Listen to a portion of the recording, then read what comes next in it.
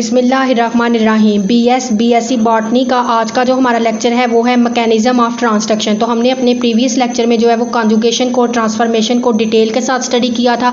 आपको मेरे previous lecture में कोई कन्फ्यूजन हो, किसी का कोई क्वेश्चन हो तो वो मुझे कमेंट सेक्शन में मैसेज कर सकता है। इसके अलावा डिस्क्रिप्शन में व्हाट्सएप का लिंक दिया गया है, आप व्हाट्सएप ग्रुप को ज्वाइन करें। आपको स्टडी के रिलेटेड आपको कोई भी प्रॉब्लम है तो आप मुझसे शेयर करें, इंशाल्लाह मैं उसे सॉल्व आउट करने की पूरी कोशिश करूँगी। फर्स्ट ऑफ ऑल हम ट्रांसडक्शन का थोड़ा ओवरव्यू लेते हैं कि ट्रांसडक्शन जो है वो हमारे पास क्या है।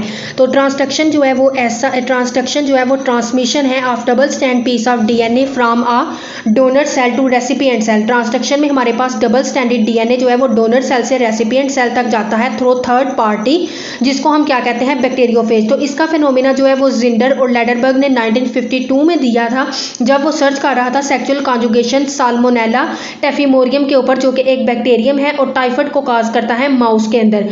तो तब उसने जो है इस फिनोमिना को डिस्कवर किया था। तो अगर हम जो है इसकी बात करें हम इसके मैकेनिज्म की, तो इसके मैकेनिज्म में हमारे पास क्या है कि ड्यूरिंग इन्फेक्शन बैक्टीरियोफेज या फेज वायरस खुद को अटैच करवाता है बैक्टीरियल सेल के साथ और अपना डीएनए उस सेल के अंदर इंजेक्ट कर देता है। जो वायरल डीएनए होता है वो डायरेक्ट सिंथेसिस करता है वायरल प्रोटीन की और न्यू फेज पार्टिकल जो है वो असेंबल हो जाते हैं सेल में। जो बैक्टीरिया की सेल वॉल होती है वो ब्रस्ट कर देती है और फेजेस रिलीज हो जाते हैं, तो हम इसको क्या कहते हैं, लिटिक साइकिल। और जो सेकेंड वन हमारे पास आता है तो लाइजोजेनिक साइकिल। तो उसमें क्या होता है कि कुछ वायरसेस जो है वो इनकॉर्पोरेट करवाते हैं अपने डीएनए को बैक्टीरियल क्रोमोसोम के अंदर इन्फेक्शन के बाद, और वो टेम्परेट वायरस जो होता है, और टेम्परेट वायरस और रिकॉम्बिनेंट डीएनए को हम कहते हैं प्रोफेज। तो ऐसे बैक्टीरिया को हम कहते हैं लाइजोजेनिक बैक्टीरिया। तो जो वायरल डीएनए रेप्लिकेट करता है बैक्टीरियल क्रोमोसोम के साथ नॉर्मली, अंडर सर्टेन कंडीशन में बैक्टीरिया का सेल डिस्ट्रॉय कर जाता है और प्रोफेजेस जो है वो रिलीज हो जाती हैं।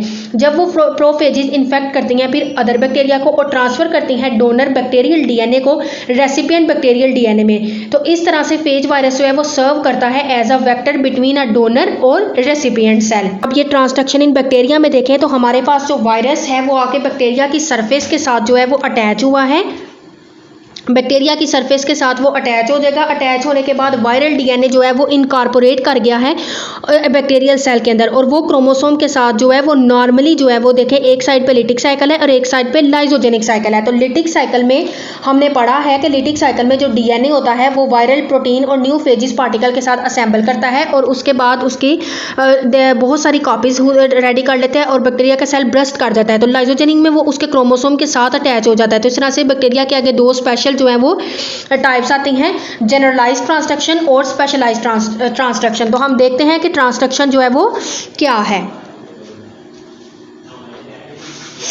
तो पैटर्न ऑफ ट्रांसडक्शन में हम देखेंगे ट्रांसडक्शन जो अकर होती है वो टू पैटर्न में होती है। जो फर्स्ट हमारे पास आती है वो जनरलाइज्ड ट्रांसडक्शन है और उसकी डेफिनेशन हमारे पास क्या है कि fragments of bacterial DNA have a chance to enter a transducing phage. Bacterial DNA के फ्रैगमेंट्स के पास चांस होता है कि वो ट्रांसड्यूसिंग फेज में एंटर हो सके।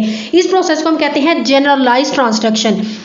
उसके बाद मैं आपको आगे ये बता दूं कि जो वायरल एंजाइम्स होते हैं वो हाइड्रोलाइज करते हैं बैक्टीरिया के क्रोमोसोम को बहुत ज़्यादा छोटे पीसेस में और बैक्टीरियल क्रोमोसोम का पार्ट बन जाते हैं और यहाँ फिर उसके इनकॉर्पोरेट हो जाती हैं उस फेज के अंदर ड्यूरिंग हेड फेज असेंबली।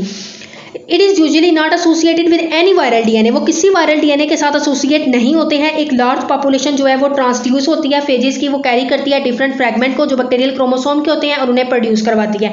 अगर स्मॉल प्रपोर्शन में हमारे पास फेजेस जो है वो बैक्टीरियल डीएनए को कैरी करती हैं और एबनॉर्मल फेज पार्टिकल में जो बैक्टीरिया इन्फेक्ट होता है वो क्या होता है कि डोनर डीएनए इंटीग्रेट हो जाता है उसके क्रोमोसोम के साथ, क्रोमोसोम से रेसिपिएंट सेल के साथ। लेकिन स्पेशलाइज्ड ट्रांसडक्शन में हमारे पास क्या होता है, टेम्परेट फेज जो है वो ट्रांसफर होती है only few restricted gene of bacterial chromosome that are adjacent to prophage in a bacterial chromosome।